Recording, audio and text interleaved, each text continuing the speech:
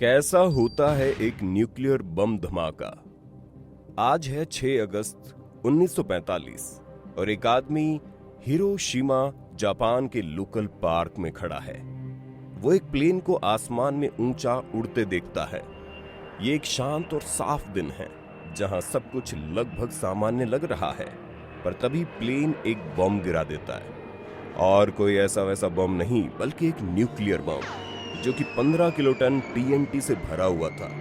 और जैसे वो फटता है, इतना बड़ा धमाका होता है जिसकी रोशनी से मीलों दूर खड़े लोग भी कुछ समय के लिए अंधे हो जाएं।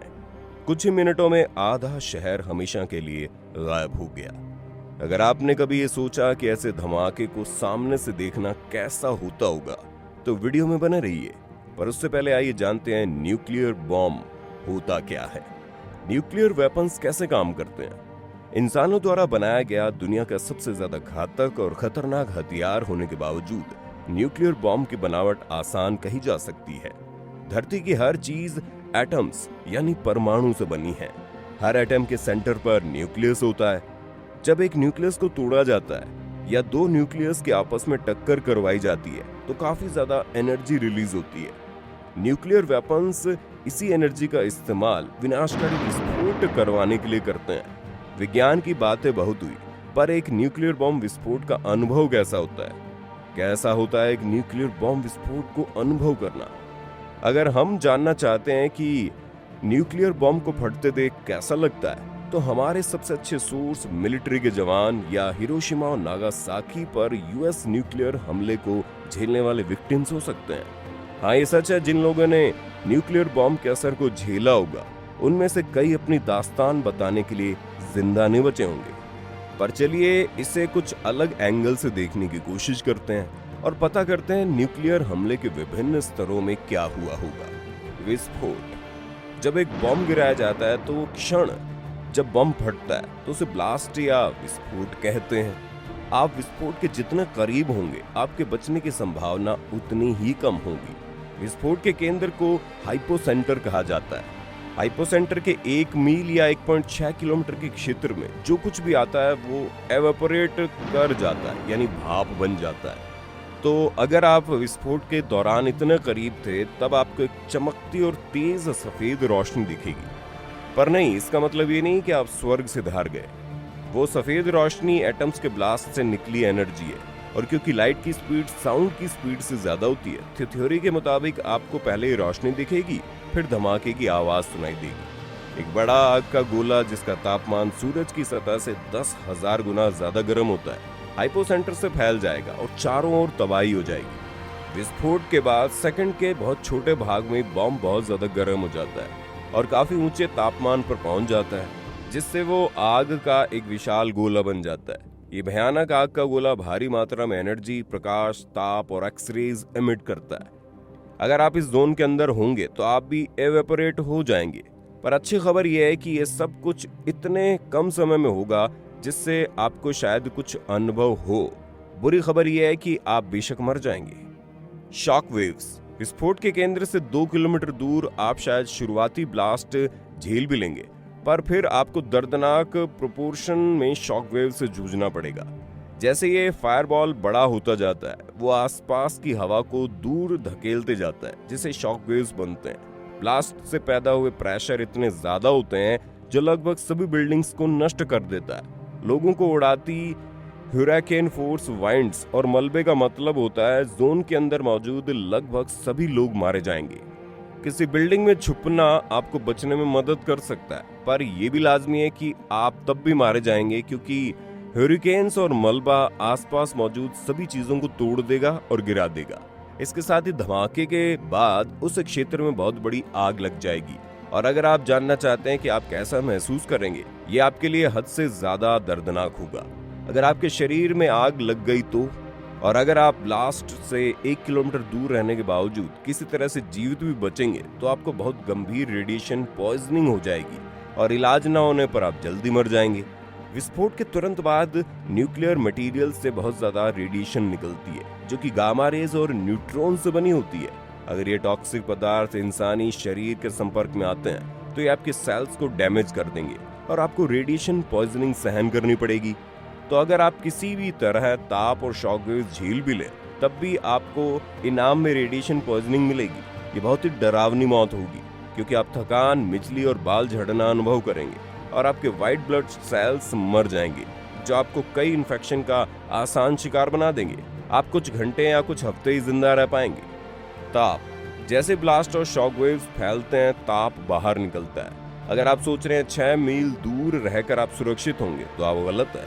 ब्लास्ट से निकली गर्मी इतनी ताकतवर होती है कि इतनी दूर तक रहने के बावजूद आपको 3rd डिग्री बर्न्स हो सकते हैं। जैसे जैसे हम केंद्र के करीब आते हैं, कपड़े और त्वचा में आग लग सकती है, जो कि असहनीय पीड़ा दे सकती है। यदि आप किसी विस्फोट में फंस गए हैं, तो ये बताना मुश्किल है कि आप कहाँ होंगे। अगर आप किसी बिल्डिंग में होंगे तो शायद आप बच जाएं, पर उसके ढहने के बाद आप मारे जाएंगे। लेकिन जब आप बाहर होंगे तो आप मलबे के अंदर कुचले जा सकते हैं, ब्लास्ट से जल सकते हैं, धुएं को सांस में लेने की वजह से मर सकते हैं, या रेडिएशन सिकनेस द्वारा मारे जा सकते हैं। कुछ आगे के क्षेत्र 6 मील से अधिक दूर रहने पर आपको 3rd डिग्री बर्न्स तो नहीं होंगे, हालांकि तब भी ब्लास्ट के कारण आपको 1st या 2nd डिग्री बर्न्स जरूर होंगे। कुछ मील दूरी पर रहने वाले लोगों के लिए सबसे बड़ी समस्या है न्यूक्लियर फॉलआउट। जैसे मशरूम क्लाउड्स फैलते हैं, वे अपने साथ मलबे के छोटे कणों को वायुमंडल में ले जाते हैं। टॉक्सिक पदार्थों को हवा अपने साथ मीलों दूर ले जाती है और ये कण दशकों तक वातावरण में बने रहते हैं। इन्हें पौधे और जानवरों द्वारा सोख लिया जाता है और इंसान भी फूड चेन के कारण इनसे इन्फेक्ट हो जाते हैं। इसका परिणाम भयानक होता है, जहां बच्चों और शिशुओं में हाइपरथायरॉयडिज्म और कैंसर जैसी गंभीर बीमारियां विकसित हो जाती हैं। न्यूक्लियर बॉम्ब का अनुभव थोड़ी और दूर पर कैसा होता है? 20वीं शताब्दी के दौरान कई आर्मीज और मिलिट्रीज न्यूक्लियर बॉम्ब का परीक्षण समुद्र में करते थे। हजारों जवान सैनिकों को इन परीक्षणों का हिस्सा बनाया गया था। इन घटनाओं के साक्ष्य इन बमों की ताकत का चौंकाने वाला ब्यौरा देते हैं। कुछ समय पहले तक इन मिलिट्री अभियानों में भाग लेने वाले जवानों को हुई घटनाओं के बारे में चर्चा करने की इजाजत नहीं थी। हालांकि इनमें से कुछ आज भी जीवित हैं और उन्होंने अपनी कहानियां शेयर की है।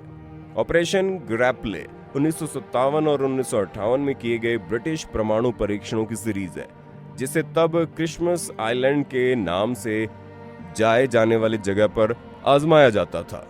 वहां लाए गए जवानों को बहुत कम जानकारी दी जाती थी, बस ये कि रोशनी को मत देखो।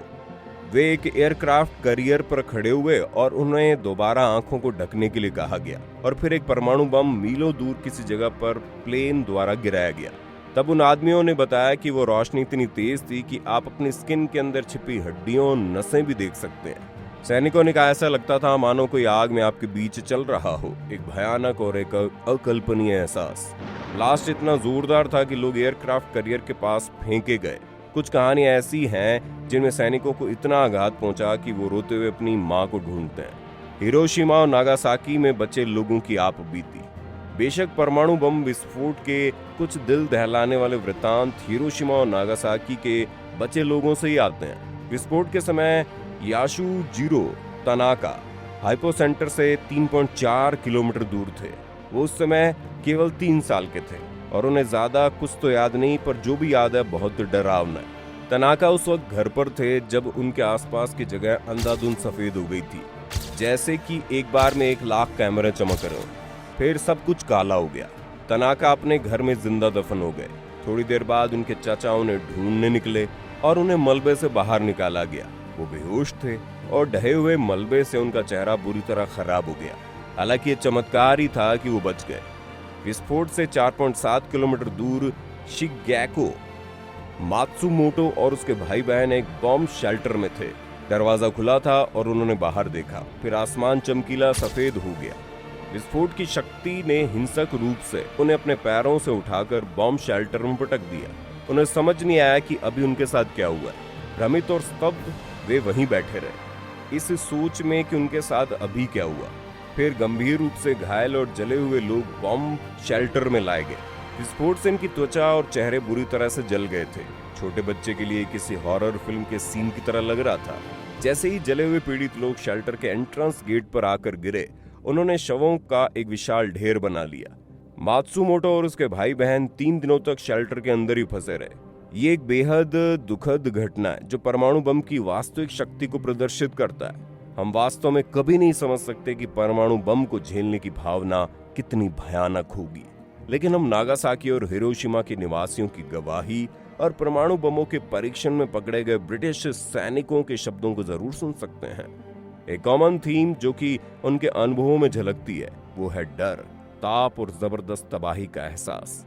भाग्य के साथ ये कुछ ऐसा है जिसे हम कभी भी स्वयं अनुभव नहीं करेंगे।